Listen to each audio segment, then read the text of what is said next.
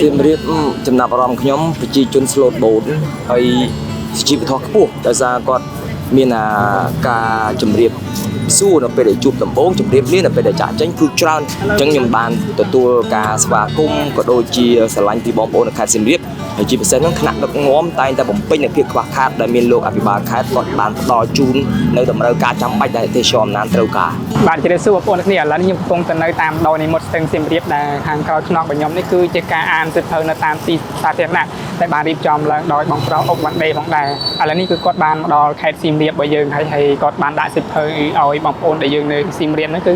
អានខ្ទង់ប្រហែលជាមួយសប្តាហ៍ហើយដោយអ្នកគ្នាបានតាមដាននៅលើបណ្ដាញសង្គមរបស់គាត់អញ្ចឹងគឺគាត់នឹងដាក់ឲ្យទាំងអស់គ្នាមកអានសិទ្ធិដោយឥតគិតថ្លៃនៅក្នុង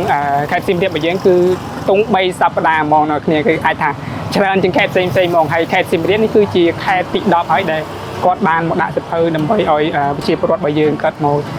ធ្វើការអានដោយឥតគិតថ្លៃផងដែរហើយអញ្ចឹងយើងចាំទៅមើលទស្សនវិជ្ជាស្ដែងជាមួយខ្ញុំបន្ថែមហើយបើមានឱកាសយើងនឹងអាចសភាជាមួយគាត់បន្ថែមផងដែរគុណច្រើនតោះអូខេ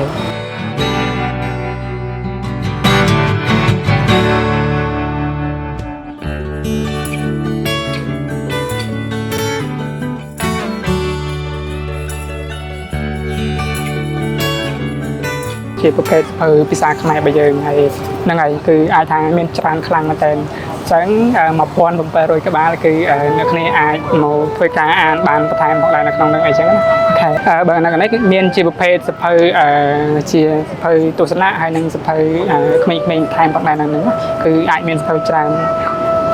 មានជាប្រភេទសភៅបែបប្រភេទហ្នឹងគឺមានច្រើនមកដែរកន្លែងនេះគឺមានបងប្អូនយើងគាត់ដែល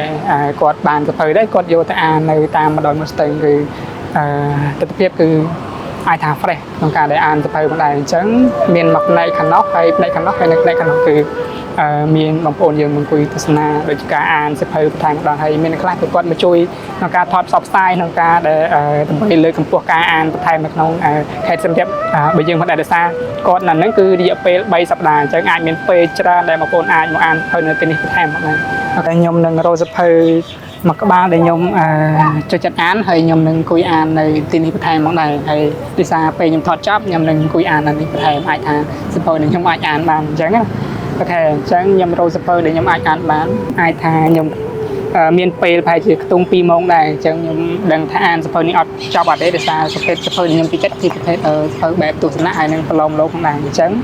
អូខេខ្ញុំនឹងអានសភៅនេះរយៈពេល2ម៉ោងក្រោយពីខ្ញុំថតវីដេអូបង្ហាញទៅកាន់អ្នកគ្នាចប់មកដែរអញ្ចឹងអាចថាខ្ញុំចំណេញក្នុងការអានសភៅមកក្បាលផងដែរអូខេសូមជម្រាបសួរបងហើយចង់ដឹងពីចំណាប់អារម្មណ៍បងខ្លះថាពេលបានមកដល់ទឹកដីសៀមរាបហើយមានអារម្មណ៍បែបណាដែរហើយក្រោយពីមកពីខេត្តផ្សេងៗឥឡូវបើនិយាយរួមទៅបងអាចថាដែលបាន10ខេត្តហើយត្រូវ10ខេត្តអញ្ចឹងបងអាចមានចំណាប់អារម្មណ៍បន្តិចទៀតប៉ុនជាមួយខេត្តផ្សេងឬក៏ខេត្តសៀមរាបនេះតទៅសៀមរាបចំណាប់អារម្មណ៍ខ្ញុំប្រជាជន slot boat ហើយជីវធម៌ខ្ពស់ដោយសារគាត់មានការជំរាបសួរនៅពេលដែលជួបដំបូងជំរាបលានៅពេលដែលចាក់ចេញគឺច្រើនជាបណ្ដាខេត្តផ្សេងដោយសារតែវាជាអត្តសញ្ញាណនៃខេត្តទេសចរណាហើយសប្បាយចិត្តនៅពេលដែលឃើញភ្ញៀវបរទេសរញ៉ាំញញឹមពេលដែលកាត់ហ្នឹងណាដោយសារគាត់មើលឃើញខ្មែរយើងមានការស្វែងរកចំណេះដឹងនៅលើសៀវភៅតាមសាធារណៈហ្នឹងអញ្ចឹងខ្ញុំបានទទួលការស្វាគមន៍ក៏ដូចជាស្រឡាញ់ពីបងប្អូននៅខេត្តសៀមរាបហើយជាពិសេសហ្នឹងថ្នាក់ដឹកនាំតែងតែបំពេញនូវភាពខ្វះខាតដែលមានលោកអភិបាលខេត្តគាត់បានផ្ដល់ជូននៅតម្រូវការចាំបាច់ដែលទេសចរអំណាចត្រូវការបាទ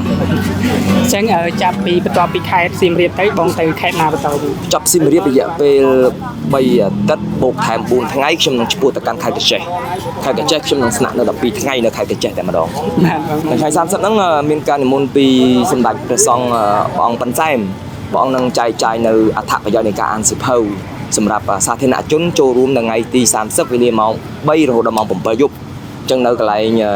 សួនព្រះអង្គជ័យព្រះអង្គចុងកន្លែងគេធ្វើហាត់ប្រាណហ្នឹងណាលោកបងប្អូនអាចចូលដោយសេរីបានចាប់ដើមពីម៉ោង3ដល់ម៉ោង7យប់ហើយជាថ្ងៃដែលពិសេសសម្រាប់ខេត្តសៀមរាបមនុស្សប្រមាណប្រហែលជា700អ្នកនឹងមានវត្តមានបាទអញ្ចឹងជាចុងក្រោយអត់មានអីច្រើនទេដោយសារឃើញបងសភាច្រើនដែរអញ្ចឹងអត់ចង់រំខានពេលបងច្រើនដែរអញ្ចឹងបាទអរគុណច្រើនអរគុណ